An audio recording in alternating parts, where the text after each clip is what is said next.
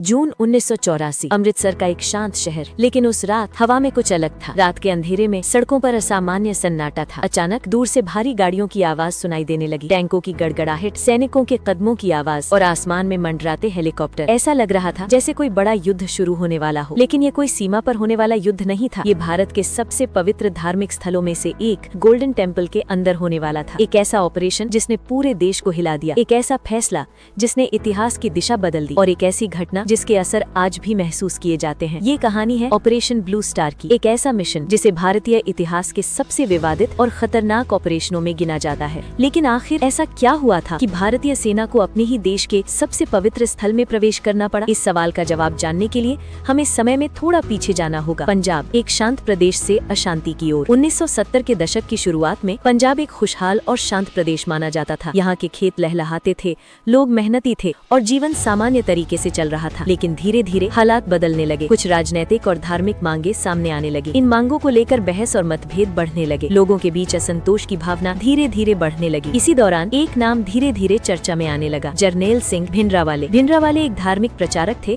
जो अपने जोशीले भाषणों के लिए जाने जाते थे। शुरुआत में वे धार्मिक शिक्षा और सिख परंपराओं के प्रचार पर ध्यान देते थे, लेकिन समय के साथ उनकी लोकप्रियता बढ़ती गई। उनके समर्थकों की संख्या तेजी से बढ़ने लगी। कुछ लोगों के लिए वे एक धार्मिक नेता थे, तो कुछ के लिए वे एक उभरती हुई ताकत बनते जा रहे थे। धीरे धीरे पंजाब में हिंसा की घटनाएं बढ़ने लगी। हत्या, धमकी और डर का माहौल बनने लगा। सरकारी अधिकारियों, पुलिस कर्मियों और आम लोगों को निशाना बनाया जाने लगा। हालात अब सामान्य नहीं रहे थे। पंजाब का माहौल दिन प्रतिदिन तनावपूर्ण होता जा रहा था। हिंसा का बढ़ता दौर। 1980 के दशक की शुरुआत तक पंजाब में आतंक और डर का माहौल गहरा चुका था। अलग अलग जगहों पर हमले होने लगे थे। सरकारी संस्थानों को निशाना बनाया जा रहा था। लोग अपने घरों से बाहर निकलने से डरने लगे थे। व्यापार ठप पड़ने लगा था। पुलिस और प्रशासन हालात को संभालने की कोशिश कर रहे थे, लेकिन हालात हर दिन और मुश्किल होते जा रहे थे। इसी बीच जरनैल सिंह भिंडरावाले और उनके समर्थकों ने एक बड़ा कदम उठाया। उन्होंने अमृतसर के गोल्डन टेम्पल परिसर में डेरा डाल लिया। ये जगह सिख धर्म का सबसे पवित्र स्थान मानी जाती है। हर दिन हजारों श्रद्धालु यहाँ दर्शन करने आते थे। लेकिन अब ये स्थान धीरे धीरे एक किले में बदलता जा रहा था। सूत्रों के अनुसार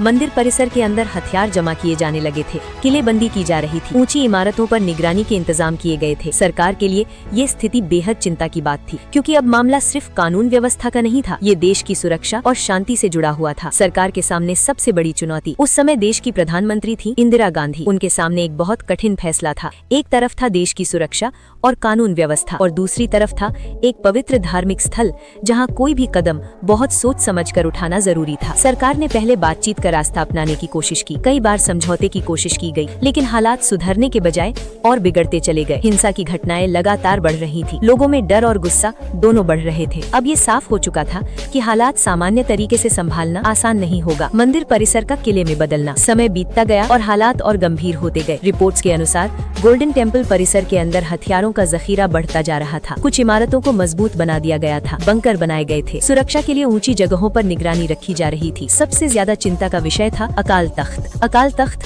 सिख धर्म की एक बहुत महत्वपूर्ण धार्मिक इमारत है, लेकिन रिपोर्ट्स के अनुसार इस इमारत का इस्तेमाल एक मजबूत ठिकाने की तरह किया जा रहा था। ये स्थिति सरकार और सुरक्षा एजेंसियों के लिए बेहद गंभीर बनती जा रही थी। अब ये केवल पंजाब की समस्या नहीं रही थी, ये राष्ट्रीय सुरक्षा का सवाल बन चुका था। एक बड़े फैसले की तैयारी। जून 1984 की शुरुआत तक हालात बेहद तनावपूर्ण हो चुके थे। देश के कई हिस्सों में चिंता का माहौल था। लोग खबरों पर नजर बनाए हुए थे। सरकार के सामने अब एक ही सवाल था, क्या किया जाए? क्या बातचीत से हल निकलेगा या फिर कोई सख्त कदम उठाना पड़ेगा? कई बैठकों और विचार विमर्श के बाद आखिरकार एक बड़ा फैसला लिया गया। एक ऐसा फैसला जो इतिहास में हमेशा याद रखा जाएगा। भारतीय सेना को तैयार रहने का आदेश दिया गया और इसी के साथ एक गुप्त मिशन की योजना बनाई गई। इस मिशन का नाम रखा गया ऑपरेशन ब्लू स्टार। एक ऐसा मिशन जो आने वाले दिनों में भारत के इतिहास की सबसे बड़ी और सबसे विवादित घटनाओं में शामिल होने वाला था। लेकिन ये तो बस शुरुआत थी। असल कहानी अभी बाकी थी। आने वाले दिनों में क्या हुआ, कैसे सेना ने तैयारी की और कैसे शुरू हुआ वो ऑपरेशन जिसने पूरे देश को हिला दिया। जून 1984। हालात अब पूरी तरह बदल चुके थे। सरकार ने फैसला ले लिया था। अब पीछे हटने का कोई रास्ता नहीं बचा था। भारतीय सेना को आदेश मिल चुका था और एक बड़े ऑपरेशन की तैयारी शुरू हो चुकी थी। इस मिशन का नाम था ऑपरेशन ब्लू स्टार। लेकिन ये कोई साधारण ऑपरेशन नहीं था। ये एक ऐसा मिशन था जहाँ हर कदम बहुत सावधानी से उठाना जरूरी था, क्योंकि लक्ष्य था गोल्डन टेम्पल, एक ऐसा स्थान जो करोड़ों लोगों की आस्था का केंद्र था। सेना की तैयारी शुरू। जून 1984 की शुरुआत में भारतीय सेना को गुप्त रूप से अमृतसर बुलाया जाने लगा। रात के अंधेरे में अलग अलग दिशाओं से सैनिक शहर में प्रवेश करने लगे। किसी को ज्यादा जानकारी नहीं दी जा रही थी। ये सब कुछ बेहद गोपनीय गोपनीय तरीके से किया जा रहा था। इस पूरे ऑपरेशन की कमान सौंपी गई थी कुलदीप सिंह ब्रार को। उनके ऊपर एक बहुत बड़ी जिम्मेदारी थी। उन्हें ऐसा ऑपरेशन चलाना था जिसमें लक्ष्य हासिल भी हो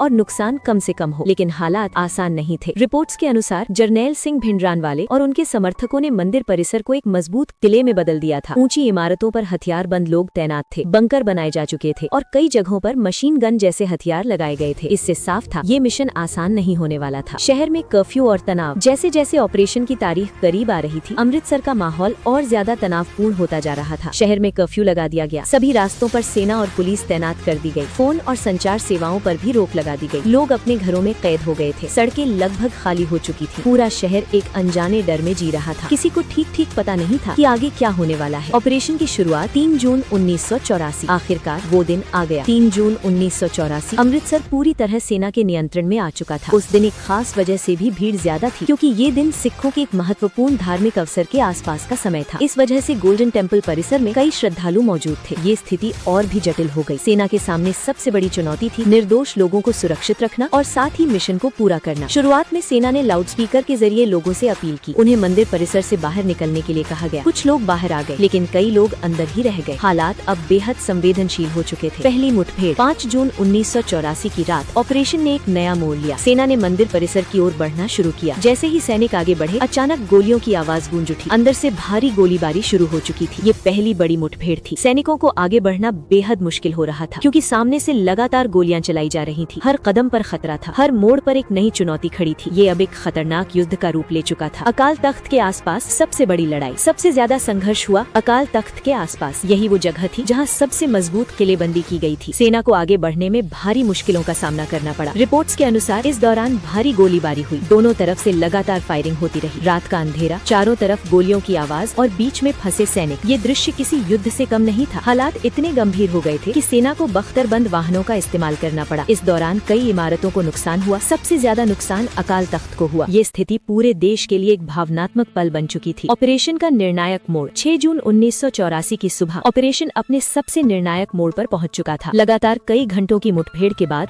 सेना धीरे धीरे आगे बढ़ने लगी। इस दौरान जरनैल सिंह भिंडरानवाले और उनके कई समर्थकों की मौत की खबर सामने आई। ये ऑपरेशन का एक बड़ा मोड़ था, क्योंकि अब मुख्य नेतृत्व खत्म हो चुका था। धीरे धीरे मंदिर परिसर पर सेना का नियंत्रण बढ़ता गया, लेकिन ये जीत आसान नहीं थी। इस ऑपरेशन में सेना के कई जवान भी शहीद हुए, कई घायल हुए और मंदिर परिसर के अंदर मौजूद कई लोग भी इस हिंसा की चपेट में आ गए। ये एक बेहद दुखद और कठिन समय था। मिशन पूरा, लेकिन कीमत बहुत बड़ी। 6 जून तक मुख्य लड़ाई खत्म हो चुकी थी, लेकिन ऑपरेशन पूरी तरह खत्म होने में अभी समय बाकी था। सेना ने परिसर की तलाशी शुरू की। हर इमारत को सावधानी से जांचा गया। हथियारों की बरामदगी शुरू हुई। कई जगहों से हथियार और गोला बारूद मिलने की खबरें सामने आईं। अब धीरे धीरे हालात नियंत्रण में आने लगे थे, लेकिन इस ऑपरेशन की कीमत बहुत बड़ी थी। कई जानें जा चुकी थी, कई परिवार टूट चुके थे और पूरे देश में इस घटना को लेकर गहरा असर महसूस किया जा रहा था। लेकिन असली असर अब शुरू होने वाला था, क्योंकि इस ऑपरेशन के बाद जो घटनाएं हुई, उन्होंने पूरे देश को हिलाकर रख दिया। एक ऐसा दौर शुरू हुआ जिसे भारत के इतिहास के सबसे कठिन समयों में गिना जाता है। 6 जून 1984 मुख्य लड़ाई खत्म हो चुकी थी, लेकिन सन्नाटा अभी भी खत्म नहीं हुआ था। अमृतसर का गोल्डन टेम्पल परिसर अब पूरी तरह सेना के नियंत्रण में था। हर तरफ टूटे हुए ढांचे, गोलियों के निशान और एक ऐसा माहौल जिसे शब्दों में बयां करना मुश्किल था। ये ऑपरेशन भले ही खत्म हो गया था, लेकिन इसके असर अब शुरू होने वाले थे। तलाशी और नुकसान की तस्वीर। अगले कुछ दिनों तक सेना ने पूरे परिसर की सावधानी से तलाशी ली। हर कमरे, हर गलियारे और हर इमारत की जांच की गई। इस दौरान कई हथियार बरामद किए गए। रिपोर्ट्स के अनुसार परिसर के अंदर से बड़ी मात्रा में हथियार और गोला बारूद मिला, लेकिन इस ऑपरेशन में भारी नुकसान भी हुआ था। सबसे ज्यादा नुकसान हुआ अकाल तख्त को। ये इमारत, जो सिख धर्म में बहुत महत्वपूर्ण मानी जाती है, गंभीर रूप से क्षतिग्रस्त हो चुकी थी। इस दृश्य ने पूरे देश को भावनात्मक रूप से झकझोर दिया। कई लोगों के लिए ये एक गहरा सदमा था। देश भर में प्रतिक्रिया। जैसे ही ऑपरेशन की खबर देश भर में फैली, लोगों की भावनाएं तेजी से उभरने लगी। कई जगहों पर विरोध प्रदर्शन हुए। लोगों ने अपने अपने तरीके से प्रतिक्रिया दी। ये घटना सिर्फ पंजाब तक सीमित नहीं रही, इसका असर पूरे भारत में महसूस किया गया। टीवी, रेडियो और अखबार, हर जगह इसी घटना की चर्चा हो रही थी। लोग सवाल पूछ रहे थे, क्या ये कदम जरूरी था? क्या कोई और रास्ता निकाला जा सकता था? इन सवालों के जवाब आसान नहीं थे। एक दुखद घटना 31 अक्टूबर 1984। ऑपरेशन के लगभग 4 महीने बाद एक ऐसी घटना हुई जिसने पूरे देश को हिला दिया। 31 अक्टूबर 1984 की सुबह देश की प्रधानमंत्री इंदिरा गांधी अपने घर के बगीचे से गुजर रही थी। तभी अचानक गोलियों की आवाज गूंज उठी। उन पर उनके ही सुरक्षा कर्मियों द्वारा हमला किया गया। ये घटना पूरे देश के लिए एक बहुत बड़ा झटका